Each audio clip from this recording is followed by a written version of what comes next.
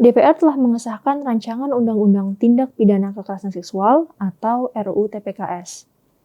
Namun hingga UU tersebut diketok, fraksi PKS masih menyuarakan penolakannya terhadap RUU tersebut. Sebelumnya, undang-undang ini terkatung-katung selama 6 tahun. Berbagai penolakan muncul, terutama dari ormas Islam seperti PKS. Menurut PKS, RUU TPKS tidak memasukkan tindak pidana kesusilaan secara komprehensif, meliputi kekerasan seksual, perzinahan, dan penyimpangan dalam seksual. Selain itu, partai ini juga mempermasalahkan naskah akademik RUU tersebut. Karena di naskah itu dijelaskan mengenai kekerasan seksual atas dasar pilihan orientasi seksual berbeda. PKS juga keberatan dengan pasal pemaksaan aborsi dan pemaksaan perkawinan. Padahal itu telah dibantah oleh pengusul RUU PKS dan Komnas Perempuan. Ketua DPR, Puan Maharani, mengakui bahwa RUU TPKS belum dianggap sempurna oleh sejumlah pihak.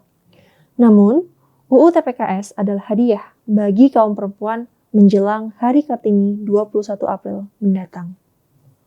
Payung hukum yang akan memberikan keadilan bagi korban dan efek jera bagi pelaku kekerasan seksual.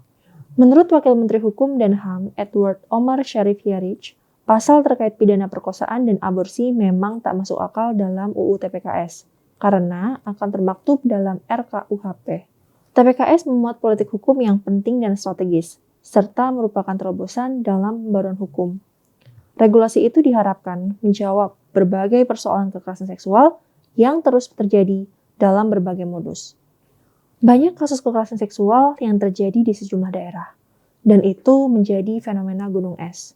Data Sistem Informasi Online Perlindungan Perempuan dan Anak sepanjang 2021 hingga 17 Maret 2022 menunjukkan ada 1.272 kasus kekerasan seksual.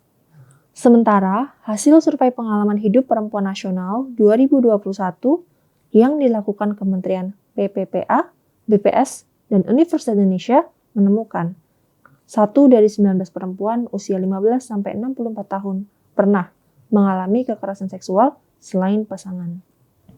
Undang-Undang TPKS memuat banyak hal yang meliputi soal penanganan dan pemulihan korban, termasuk juga memberi mandat pemerintah daerah untuk memberi dukungan. Dengan disahkannya UU ini, kaum perempuan sebagai kelompok paling rentan dalam kekerasan seksual menjadi lebih terlindungi. Kita semua bersyukur dan mengucapkan terima kasih pada segenap pihak yang telah berjuang sekian lama untuk meloloskannya.